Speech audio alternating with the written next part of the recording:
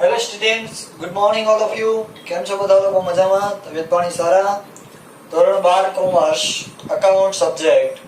ચલો ભાઈ, chapter number 1 આપણે સ્ટાર્ટ કરેલું, જેમાં ઘણા બધા પોઈન્ટ્સ ભૂલ સુધારણા નોંધ પૂરું કર્યું છે. હવે આપણે ટોપિક આવે છે મૂડી પર વ્યાજ. મૂડી પર વ્યાજ.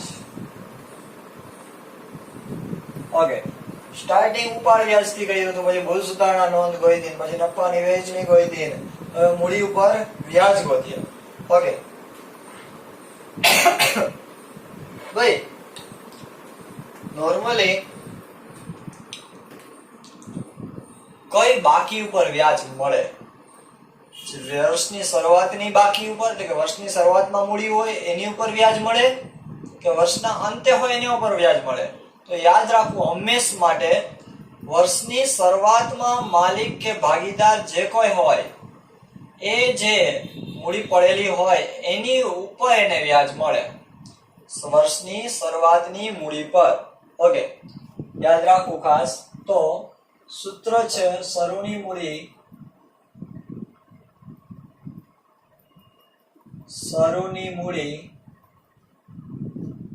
બરાબર.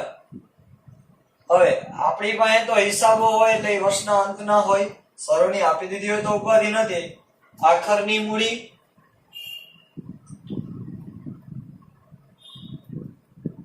પ્લસ ઉપાડ માઇનસ નફો.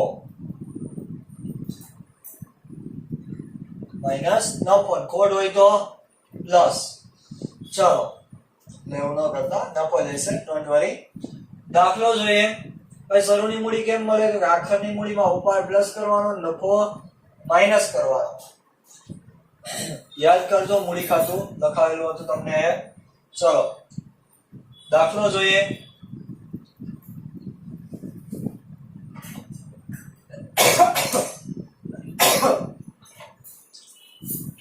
એક પેઢીના ભાગીદાર ગિરીશની ઉપાડની એક પેઢીના ભાગીદાર ગિરીશની ઉપાડની ₹6,000 તથા વહેંચણી પાત્ર નફાની વહેંચણી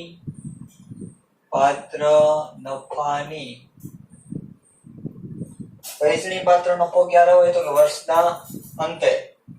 અસર આપ્યા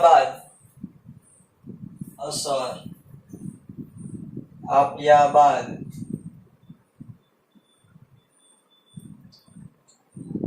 આખરની મૂડી, એટલે કે વર્ષના અંતે ખાતું બંધ કરવાના સમયે આખરની મૂડી 96,000 છે. મૂડી પર વાર્ષિક 8% લેખે વ્યાજ ગણો. વાર્ષિક 8% લેખે વ્યાજ ગણો.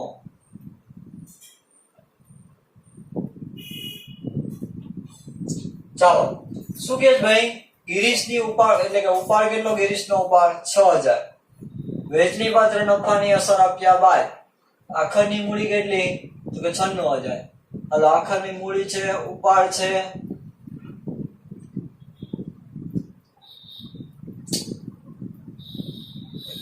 કઈ ઘટે છે. ઉપાડની વ્યાજ 6,000, વહેંચણી પાત્ર નફો ₹9,000. ઓકે, લખવાનું રહી ગયું. નફો ₹9,000 ની અસર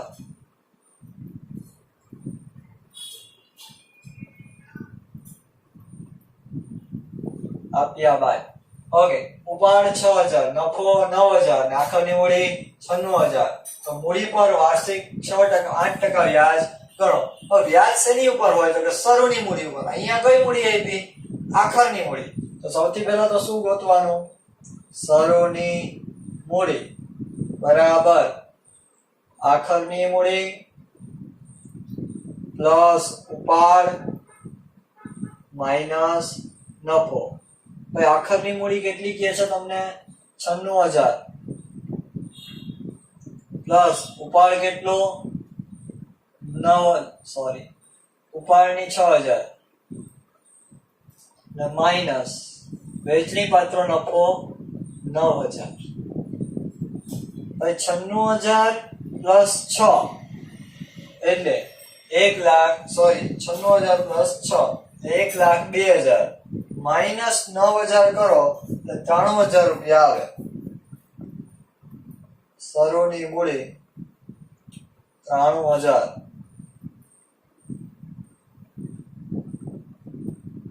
ઓકે, હવે શું કરશો? મૂડી વ્યાજ.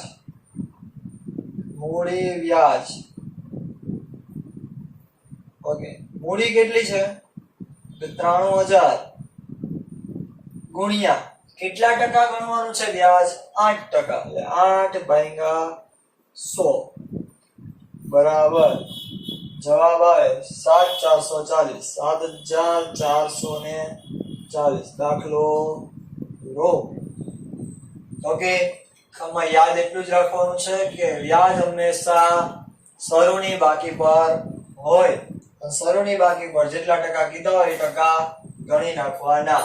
ઓકે, ચાલો દાખલો પૂરો. એના પછીનો રઘુવીરની આખરની મૂડી 80,000 છે. રઘુવીરની આખરની મૂડી 80,000 છે, જેમાં ચાલુ વર્ષના ઉપાડના 12,500 જેમાં ચાલુ વર્ષના ઉપાડના 12,500 તથા નફાના 17,800 ની અસર આપેલ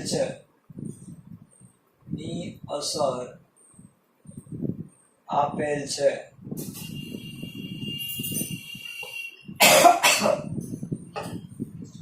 શરૂની મૂડી પર વાર્ષિક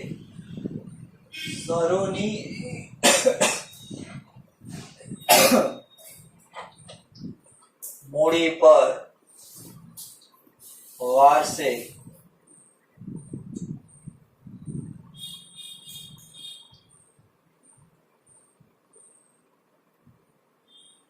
6% દરે વ્યાજ ગણો.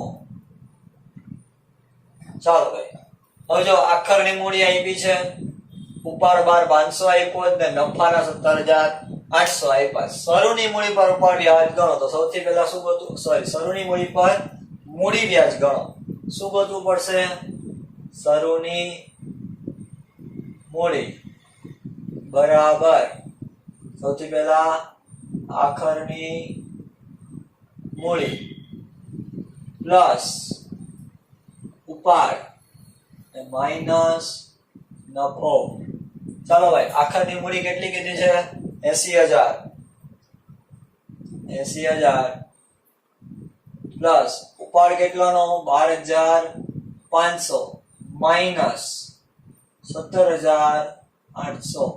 ભાઈ 80,000 પ્લસ 12,500 માઇનસ 17,800 એટલે જવાબ આવે તમારી પાસે 74,700. 74,700. પાયલો ભાઈ, આ શું મળ્યું? શરૂની મૂડી. ઓકે, ચાલો હવે શું ગોતવાનું છે? તો કે મૂડી વ્યાજ. મૂડી વ્યાજ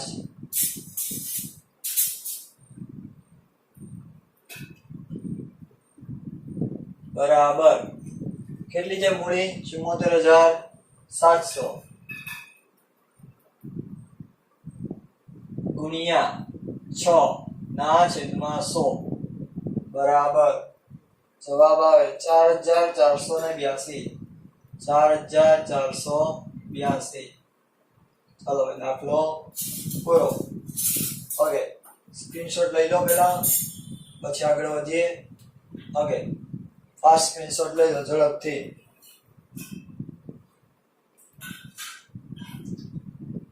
ચલો એના પછીનો દાખલો જોઈએ.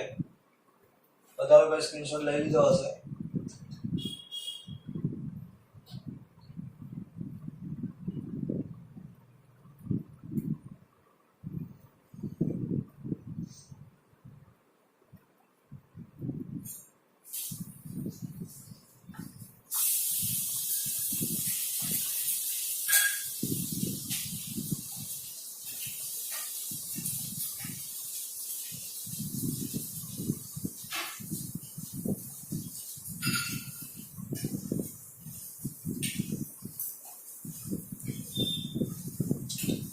ચલો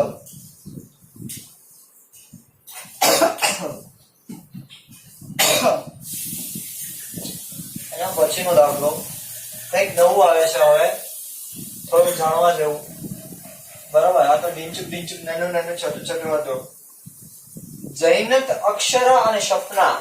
વાહ, અક્ષરા એ હોય એટલી બોગસ સિરિયલ કે વાત જવા દો. રોતલી જ્યારે હોય ત્યારે રોતી જ હોય. જૈનત અક્ષરા, ઘણા લોકોને ખોટું લાગી ગયું. અક્ષર કઈ કઈ નતો, એ અક્ષરા મેં તો સોરા લખ્યું. ગુજરાતી ભૂલી ગઈ.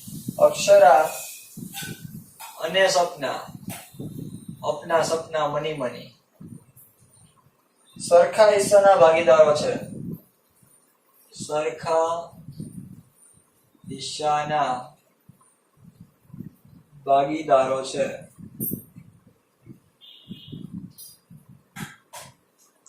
તેમની કુલ મૂડી 3 લાખની છે. તેમની કુલ મૂડી, કુલ આપી હો ભાઈ, 3 ની ભેગી 3 લાખ છે. તેમની મૂડીનું પ્રમાણ 2, 3, 5 છે. તેમની મૂડીનું પ્રમાણ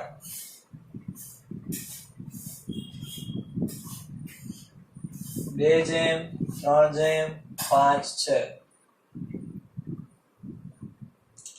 પેઢી મૂડી પર વાર્ષિક 6% દરે, પેઢી મૂડી પર વાર્ષિક 6% દરે વ્યાજ ચૂકવે છે.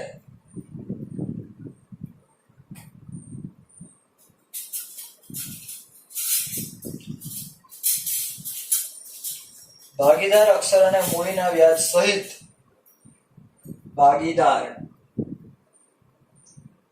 અક્ષર અને મૂડીના વ્યાજ સહિત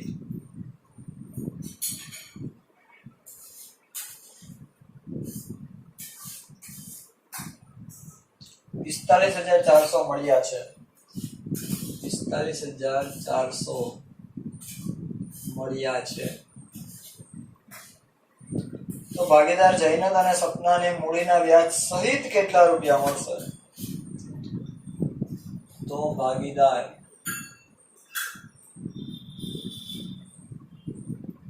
જૈનત અને સપનાને મૂડીના વ્યાજ સહિત કેટલા મળશે? ભાઈ, જૈનત, અક્ષરા અને સપના સરખા હિસ્સાના ભાગીદારો છે. તો જૈનત, અક્ષરા અને સપના, ઓકે, 3 ભાગીદારો. નફા નુકસાનનું પ્રમાણ કેટલું? તો કે સરખા હિસ્સા. એટલે આપણે પેલા ટેબલ જેવું બનાવી લઈએ આનું. બરાબર, ટેબલ બનાવવું પડશે આમાં ભાઈ.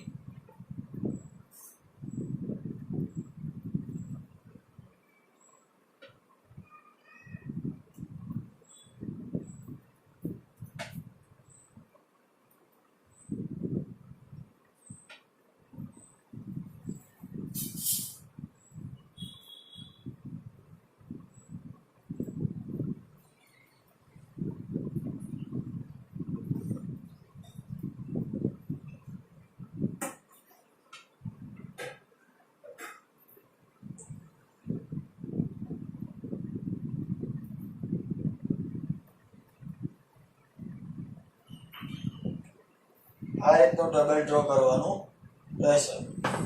Okay, second.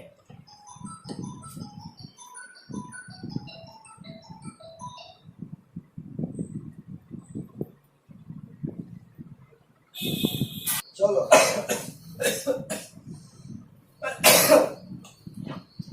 ચલો ભાઈ, આ ફોર્મેટ છે. ઓકે, તો સૌથી પહેલા તમને શું આપેલું છે? જૈનત અક્ષર સ્વપ્ન સરખા ઈશાના ભાગીદારો છે. તો નનું પ્રમાણ કેટલું? સરખે એટલે કે 1:1:1. ઓકે, ત્યારબાદ તેમની મૂડીનું પ્રમાણ 2:3:5. મૂડીનું પ્રમાણ 2:3:5. ઓકે, પછી કુલ મૂડી 3 લાખ આપી છે અને એની મૂડી ઉપર વ્યાજ ગણવાનું છે. ઓકે, તો સૌથી પહેલા તો મૂડી એનું પ્રમાણ આપ્યું છે એટલે 3 લાખ ને 2:3:5 મુજબ વેચવાના રહેશે. ઓકે, એટલે કેટલા આવે તો કે 60,000, 90,000 અને પછી આવે છે 1,50,000. 1,50,000. ઓકે ભાઈ, કારણ કે આ ક્યાંથી આવ્યા?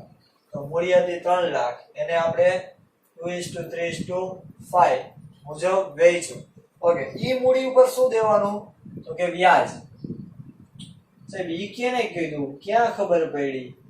તો એ લખ્યું છે જો, પેઢી મૂડી પર વાર્ષિક 6% ના દરે વ્યાજ ચૂકવે છે. તો 60,000 ના 6% એટલે 3600, 90,000 ના 6% તો 5,400. ઓકે, 1,15,000 ના 6% એટલે 9,000. હવે શું કહે છે જોજો, સમજો આખી વાત. કે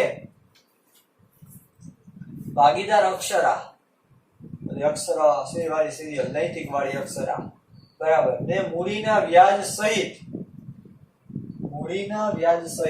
વસ્તુ આખી સમજવા જેવી છે બાળકો. અહીંયા કે મળ્યા છે અક્ષરાને કેટલા મળ્યા? ટોટલ 45,400 મળ્યા છે મૂડીના વ્યાજ સહિત. આ 45,400 5,400 શું છે? મૂડી વ્યાજ. ઓકે, તો બાકીનું શું? કોઈ બી ભાગીદાર હોય એને બે વસ્તુ ધંધામાંથી મળે. એક તો એની રોકાયેલી મૂડી ઉપર વ્યાજ, તો જો મૂડી ઉપર વ્યાજ ગણી લીધું. અને બીજું કે વર્ષના અંતે નફો મળે. ઓકે, તો શું મળ્યું કહેવાય અહીંયા? નફો. તો આ ભાઈને એટલે સોરી આ બેનને, અક્ષરા બેનને નફો અને મૂડી વ્યાજ સહિત 45,400 મળે. તો 45,400 માં 5,400 નો શું છે? મૂડી વ્યાજ. તો એનો નફો કેટલો હોય? તો કે 40,000. હાલો, થઈ ગયા ટકા બેન?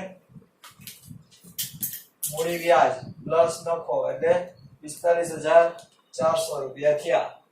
ઓકે, તો હવે આગળ શું કરવાનું કીધું? તો ભાગીદાર જૈનત અને સપનાને મૂડી વ્યાજ સહિત કેટલા મળશે? અહીંયા આ બેના કેટલા? હવે જો નફા નુકસાનનું પ્રમાણ કેટલું? 1:1:1. આને 1 ભાગે નફો કેટલો? 40. તો આને 1 ભાગે કેટલો હોય? 40,000. આને 1 ભાગે કેટલો હોય? 40,000. 40,000 નફા અને 3600 વ્યાજના, તો 43,600 મળ્યા. 40,000 પ્લસ 9,000 49,000 મળ્યા. ભાઈ આને કોઈ ગણતા નહીં હો, આ મૂડી છે, મૂડી ધ્યાને લેવાની નથી, તમારે આ બેનો ટોટલ કરવાનો છે. કમ્પ્લીટ બધા લોકોને દાખલો ઓકે. હવે આમ ભાગીદાર લખવું પડે ભાઈ. આમ ભાગીદાર જૈનત અને સપનાને મૂડી અને નફા સહિત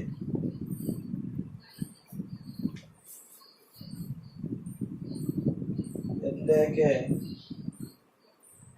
સોરી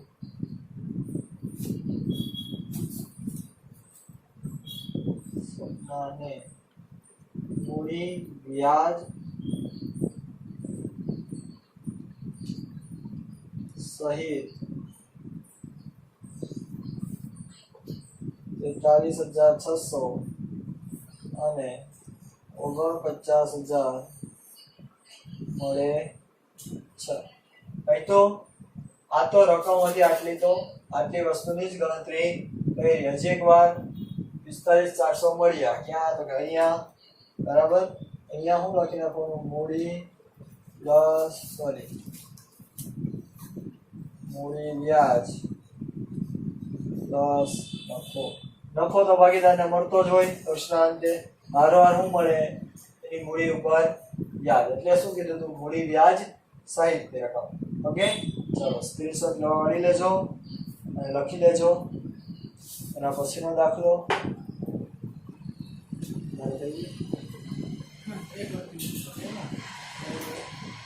ચલો, એના પછીનો દાખલો આગળ વધીએ.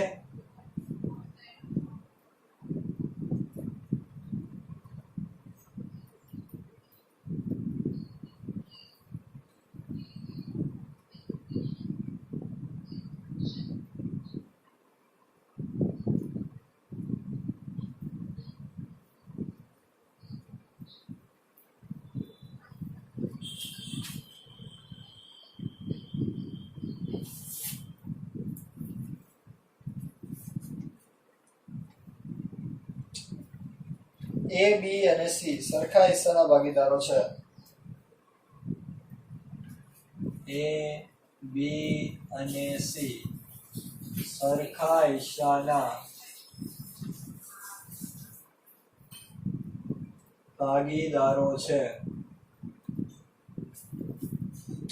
તેમની કુલ મૂડી 4,50,000 છે.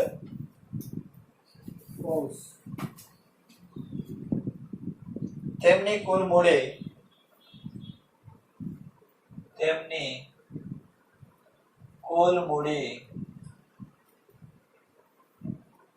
4,50,000 છે. 4,50,000 છે. મૂડીનું પ્રમાણ 1:3:2 છે.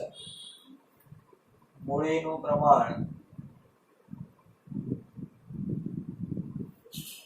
1:3:2 છે. 1:3:2 છે.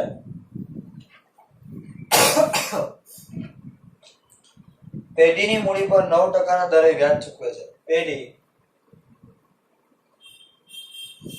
મૂડી પર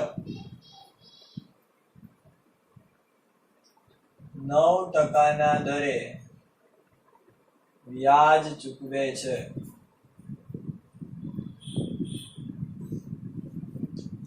ભાગીદાર સી ને મૂડીના વ્યાજ સહિત ભાગીદાર સી ને મૂડીના વ્યાજ સહિત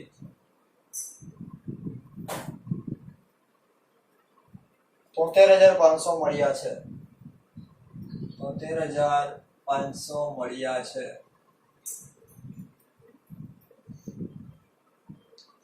તો ભાગીદાર એ અને બી ને ભાગીદાર એ અને બી ને મૂડીના વ્યાજ સહિત કેટલા મળશે? મૂડીના વ્યાજ સહિત કેટલા મળશે? ચાલો ભાઈ ઓલો દાખલો કરીએ તો એવો જ દાખલો છે, A, B અને C.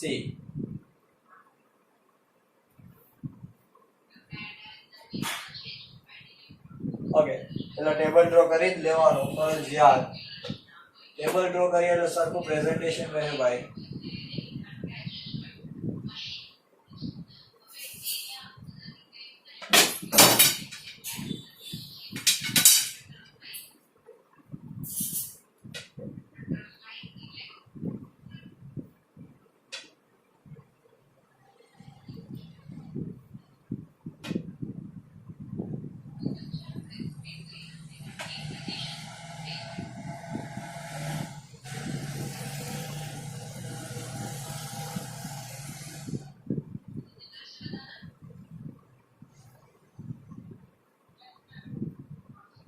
ઓકે, A, B અને C.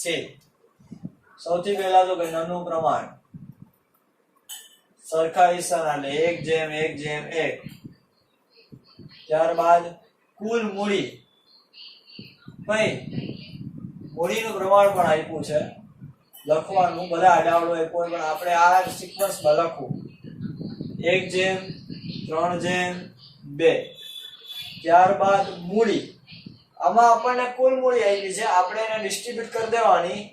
ઓકે, 4,50,000 ગુણ્યા 1 ભાગ્યા 6 તો જવાબ આવે 75,000. 4,50,000 ગુણ્યા 3 ભાગ્યા 6 તો જવાબ આવે 2,25,000. અને 4,50,000 ગુણ્યા 2 ભાગ્યા 6 એટલે જવાબ આવે 1,50,000. ઓકે, ત્યારબાદ મૂડી ઉપર શું ચૂકવવાનું હોય તો કે મૂડી વ્યાજ કેટલા ટકા દેવાનું છે ભાઈ? 9%.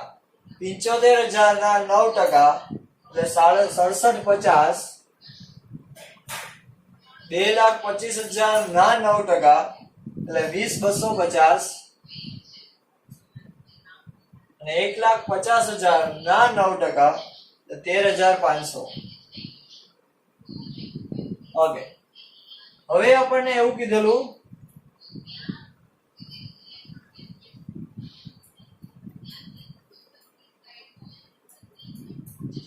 કે ભાગીદાર સી ને મૂડી વ્યાજ સહિત એટલે કે સી ને આ મૂડી વ્યાજ સહિત 73,500 મળ્યા. મૂડી વ્યાજ તો બીજું શું હોય? અરે નફો હોય. તો નફા સાથે 73,500 જેમાં વ્યાજ કેટલું છે? 13,500. તો નફો કેટલાનો? કે 60,000 નો થાય ને ભાઈ. 73,500 માઈનસ 13,500 નો નફો બાદ કરીએ 60,000 થાય. આ બે નો ટોટલ એટલે મૂડી વ્યાજ સહિત 73,500 થઈ ગયા. પ્રમાણ કેટલું નફાનું? 1:1:1. આને 1/60,000 તો આને પણ 60,000, આને પણ 60,000. ઓકે, હવે 60,000 વત્તા 67,50 એટલે 67,000 નહીં પણ 66,750. 60 પ્લસ 20,250 70 80 ને 60 70 ને 80 250 એટલે કે મૂડી વ્યાજ સહિત મળતી રકમ નફો પ્લસ મૂડી વ્યાજ. ચલો લખી નાખવાનું નીચે. આમ ભાગીદાર A અને B ને મૂડી વ્યાજ સહિત